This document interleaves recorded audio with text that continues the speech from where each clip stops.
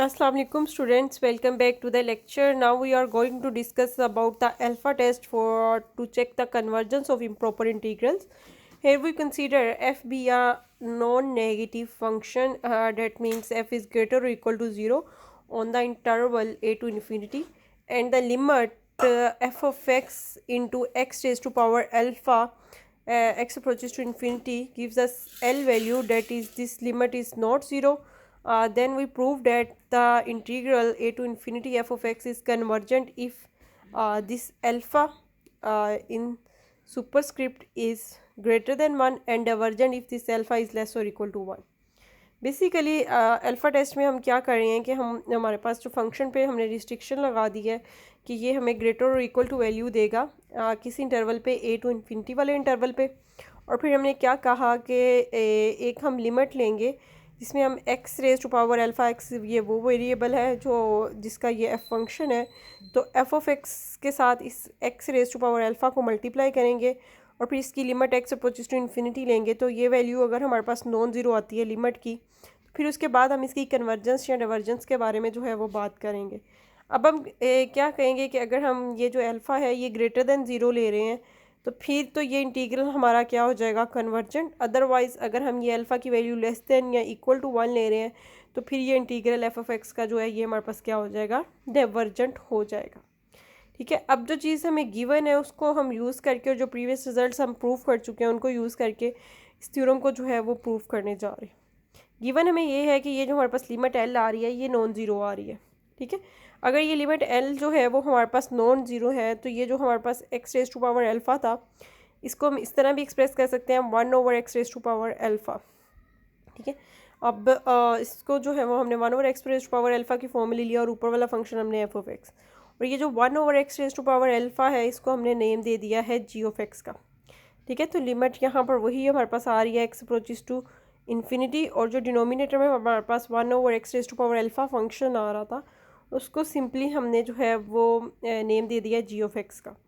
अब ये जो इंटीग्रल है इसकी कन्वर्जेंस के बारे में हम जो है वो बात करने जा रहे हैं।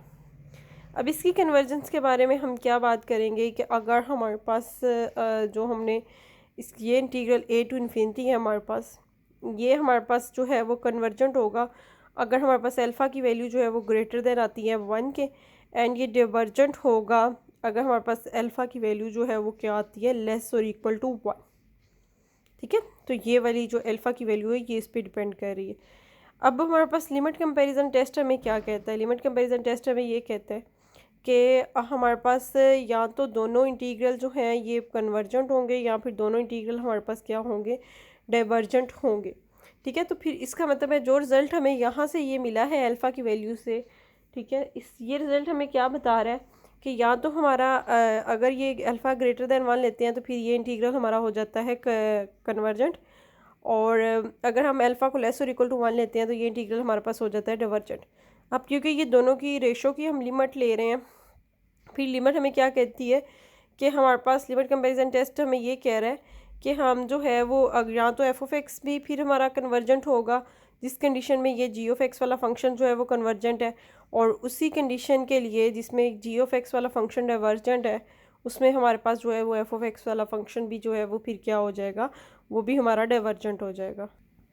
तो हमने क्या किया कि एक तो हमने पी सीरीज़ टेस्ट वो यूज़ कर पी टेस्ट यूज़ करके हमने इसकी कन्वर्जेंस और डाइवर्जेंस के बारे में कंफर्मेशन दी।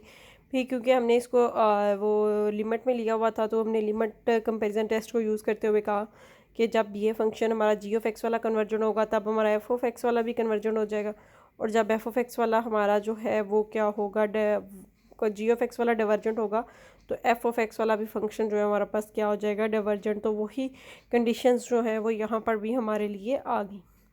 अब इसकी एग्जांपल एक देखते हैं, हमने प्रूफ करना है ये एक इंटीग्रल है हमारे पास एक्स स्केयर ओवर ए स्केयर प्लस एक्स स्केयर, और इसका होल स्केयर भी है। इसको हमने प्रूफ करना है कि ये इंटीग्रल जो है वो क्या है, कन्वर्जेंट है। अब इसको प्रूफ करने के लिए हम अल्फ़ा टेस्ट जो है वो यूज़ करना चाह रहे हैं।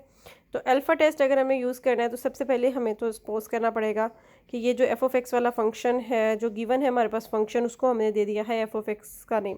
अब इसको क्योंकि हमें क्या प्रूफ करना है इस इंटीग्रल को, कन्वर्जेंट, तो इसका मतलब है कि जो जी ऑफ एक्स वाला हम एक फ़ंक्शन कंसीडर करेंगे वो क्या करेंगे, एक ऐसा फंक्शन कंसीडर करेंगे जो कि क्या होना चाहिए, एक कन्वर्जेंट होना चाहिए, ठीक है। और फिर उसको हम जब इस पे मल्टीप्लाई करेंगे, क्योंकि जी ऑफ एक्स की हमने जो फॉर्म देखी थी वो हमने देखी थी 1/x⁻α की फॉर्म में।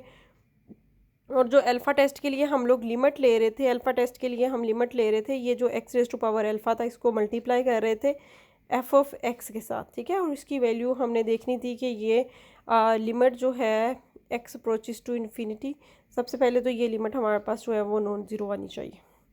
तो इसको जो है वो ज़रा लिमिट को वैल्यूएट कर लेते हैं। यहाँ हमने जी ऑफ एक्स वाला जो फंक्शन है वो 1/x² जो है वो कंसीडर कर लिया। अभी 1/x² को हमें पता है कि ये पी टेस्ट से जो है वो हमारे पास क्या हो जाएगा, कन्वर्जेंट है, ठीक है। यहाँ पर हमारे पास पी की वैल्यू जो है वो 2 आ रही है >1, तो ये हमारे पास कन्वर्जेंट है, क्योंकि जी ऑफ एक्स वाला फंक्शन तो ये x⁻α की फॉर्म में इसको हमने इससे मल्टीप्लाई कर दिया एफ ऑफ एक्स से। जब हमने इससे मल्टीप्लाई किया तो लिमिट को हमने एवेल्यूएट करना है। अब ये एक x² था, एक x² हमारे पास यहाँ पर ऑलरेडी जो है वो न्यूमिनेटर में था, तो इन दोनों x² को हमने क्या कर दिया, मल्टीप्लाई, तो ये हमारा x⁻4 बन गया। और नीचे हमारे पास उसी तरह x² a² + x² हमारे पास आ रहा है। अब हम चाहते हैं कि हम थोड़ी सी इसकी जो है वो सिंप्लीफिकेशन कर दें, क्योंकि अभी हम अगर लिमिट पुट कर देते हैं तो ये इन्फिनिटी फॉर्म बन रही है, तो इसको थोड़ा सा हम सिंप्लीफाई कर रहे हैं। अब सिंप्लीफाई करने के लिए इधर से मैंने जो है ये हमारे पास एक्सप्रेशन था, चाहे मैं इसको आपको डिटेल में बता देती हूँ। ये मेरे पास था a² + x² था, ठीक है, और इसका होल पे स्केयर भी था। अब इसमें से मैंने क्या किया कि x² को अगर मैं कॉमन ले लूँ तो ये मेरा क्या बन जाएगा, a²/x² आ जाएगा, ठीक है, और +1, ठीक है, ये टर्म। और इस पे फिर होल पे भी एक जो है वो स्केयर है। अभी ये मैंने इस स्केयर के अंदर वाली जो टर्म है उसमें से x² जो है वो कॉमन लिया।